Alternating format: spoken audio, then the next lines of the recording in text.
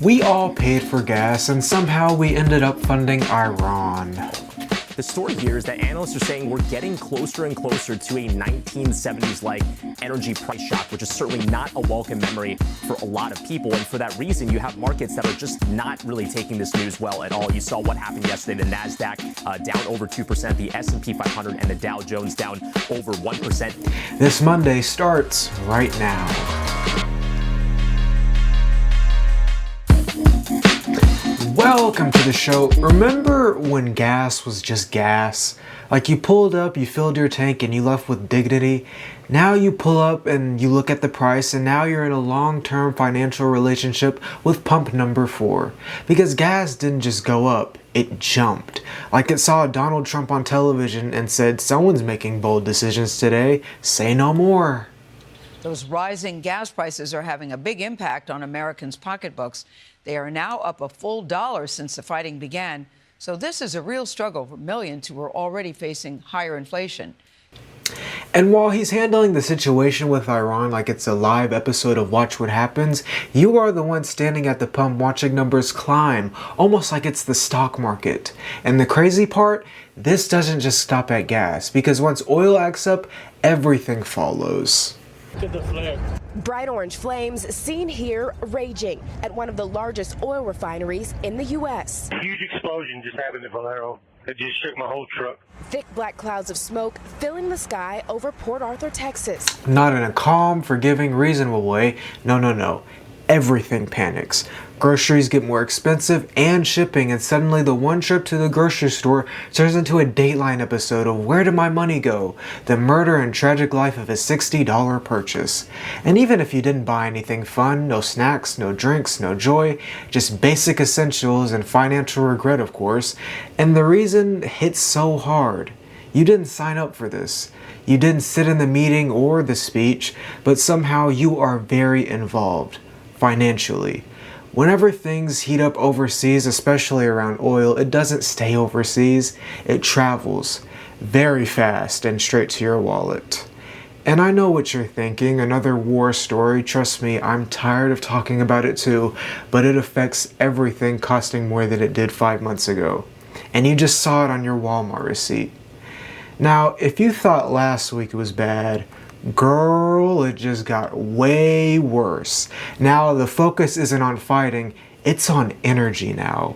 And when energy is involved, everyone is dragged in. How am I supposed to provide a healthy, happy life for my children if I can't even afford to go to work? It doesn't feel good as a parent to look at your children and have them offer up whatever money they have so you can get to work, so you can buy food. All three major stock indexes took a dive today, capping what is now a 5-week losing streak. The war, the shutdown, and inflation all contributing to this sell-off. The war is also driving up gas prices. Diesel is up by more than $1.60 a gallon, while AAA says a gallon of regular is now averaging about $4. That's about $1 more than last month. They didn't hit random targets, they hit the stuff that your life runs on. Not random, very on purpose, very intentional. And just like that, this stopped being their problem. This is about every country that needs oil to function. Newsflash, all of them.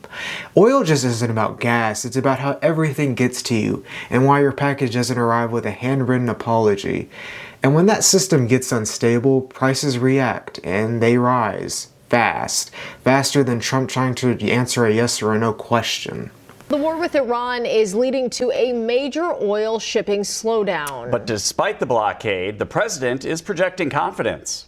I mean, for them it's a war. For us, it's turned out to be easier than we thought.